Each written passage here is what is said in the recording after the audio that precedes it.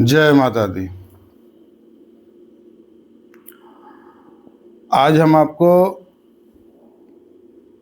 ब्राह्मणों को मांस का बलि देना चाहिए या नहीं देना चाहिए, कौन दे सकता है और किसको नहीं देना चाहिए। तो हमने एक जगह पढ़ा है कि तथा च श्रीकर्मे न ददात ब्रह्मणो मध्यम महादव्य कथाचनः वाम कामो ब्राह्मणो अपि मध्यम मांसम न भक्षयेत् वैश्वस्य माछिकं शूद्रं क्षत्रियस्य तु साज्यकं ब्राह्मणस्य गवां क्षीरं ताम्रे वा विसृजेन्न मधु नारिकेलोदकं कांसे सर्वेषां द्रव्यशोधनम। ब्राह्मण महादेवी का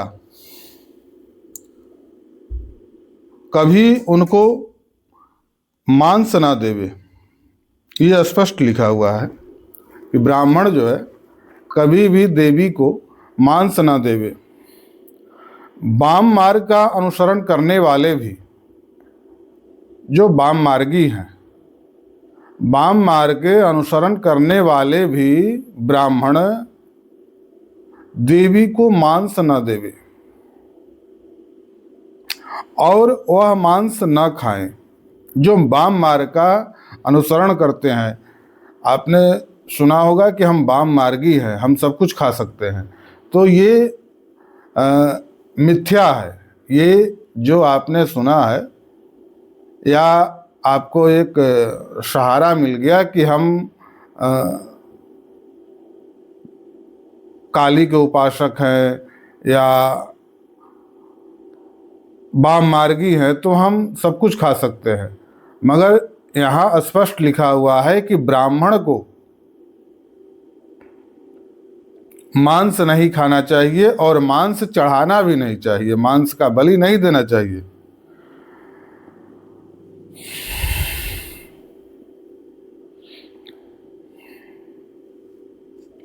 अब इसमें जो है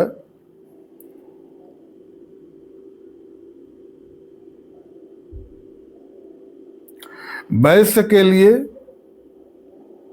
मधु है और क्षत्रिय के लिए घी है और ब्राह्मण के लिए गाय का दूध अथवा मधु ताम्रपत्र में डाल के और नारियल के जल को कांसे के बर्तन में डाल करके और उसको शुद्ध करके तब वह मधु और घी मिला करके आप उसका देवी को अर्पण कर सकते हैं या अलग अलग भी अर्पण कर सकते हैं। हमने पूर्व में भी एक बार बताया था कि जो व्यक्ति मांस का हवन करना चाहता है या उसके उस पद्धति में है, तो उस जगह पर ये बताया गया है कि मधु मिश्रित घी का हवन करे। हालांकि कुछ जगह पर इसका अलग अलग भी प्रकार बताया गया है। इसमें एक प्रकार और भी है कि ब्राह्मण अगर मांस का हवन वहाँ पर आवश्यक है उस जगह पर देना, तो उसके प्रतिनिधित्व यानी कि उसके समकक्ष हम कौन सा चीज का हवन कर सकते हैं।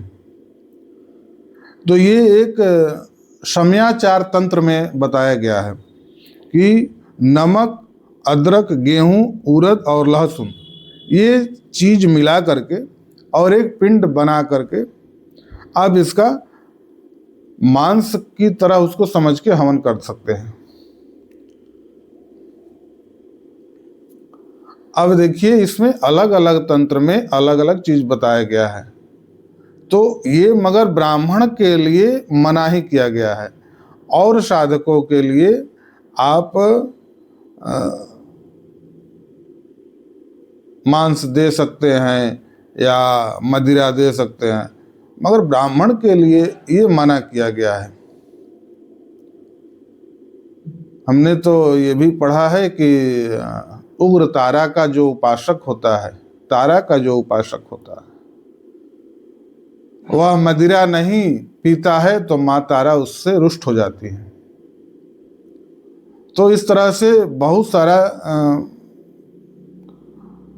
तंत्र में बहुत सारा ऐसा चीज है कि जो आपको करने पर विवश करेगा, मगर ये भी कहता है कि ब्राह्मण को इन सब चीजों से बचना चाहिए। ब्राह्मण के लिए शुद्ध कर्म या उसके प्रतिनिधित्व के अनुसार उसके उपलक्ष्य में जो दूसरा चीज मिल रहा है उसका आप उस पूजन में सम्मिलित करें। जैसे हमने पहले बहुत सारा चीज आपको बताया होगा कि रक्त के जगह पर आप अनार का प्रयोग करें, कुछ कुछ इस तरह से बहुत सारा चीज है जो कि आप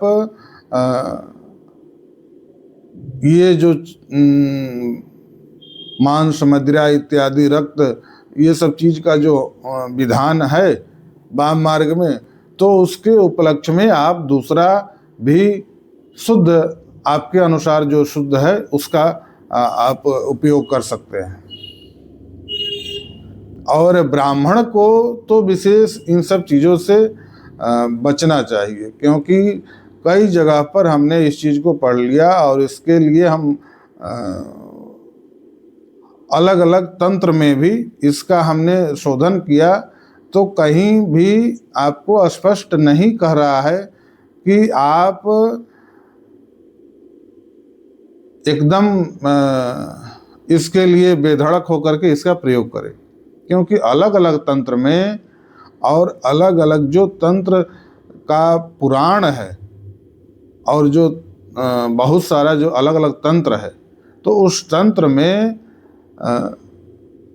ये बताया गया कि विशेषतः रूप से ब्राह्मणों को इनसे बचना चाहिए। हाँ, उसके समकक्ष आपको वो चीज़ बता दिया गया है कि आप उसके समकक्ष आप इस चीज़ का प्रयोग करते हैं तो आपको भी उतना ही फल मिलेगा, फल में कमी नहीं होगा, फल आपको भी उतना ही मिलेगा जो आप चाहते हैं वाम मार्ग का, या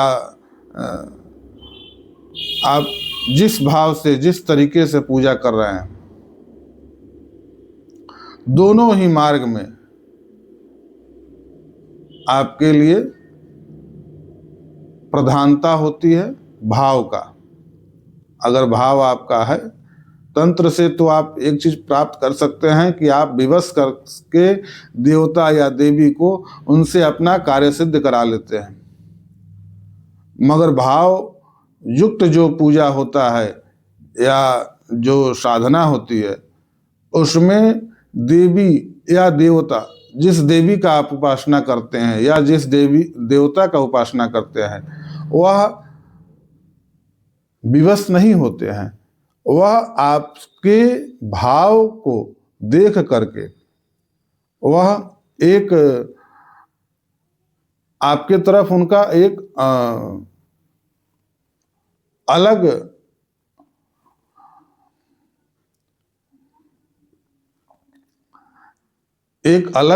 भाव प्रकट होता है। उसको मतलब आपके तरफ जो है उनका, उस देवी या देवता का एक आकर्षण होता है कि ये जो भक्त है यह भाव से हमें हमारी साधना कर रहा है। तो भाव का प्रधानता है। और ये सारा जो चीज है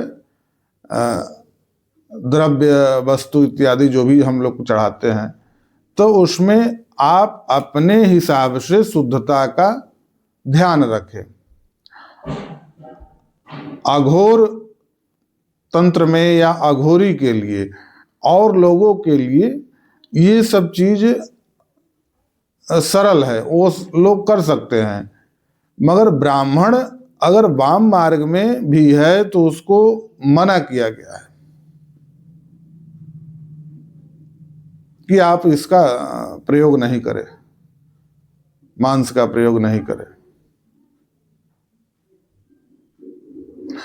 तो ये भ्रम हटा दे कि अगर हम देवी के उपासक हैं, काली के उपासक हैं, या उग्र देवी के, इस तरह के मतलब हम उपासना करते हैं तो हमारे लिए सब अलाउ है या हम सब कुछ खा सकते हैं, ऐसा नहीं है। आप इन सब चीजों को देखिए, पढ़िए, विशेष रूप से ब्राह्मणों को, क्योंकि ब्राह्मण के लिए ये सब चीज वर्जित किया गया है। ना वो भोग में भी चढ़ा सकते हैं और ना उसका भक्षण कर सकते हैं। जय माता दी।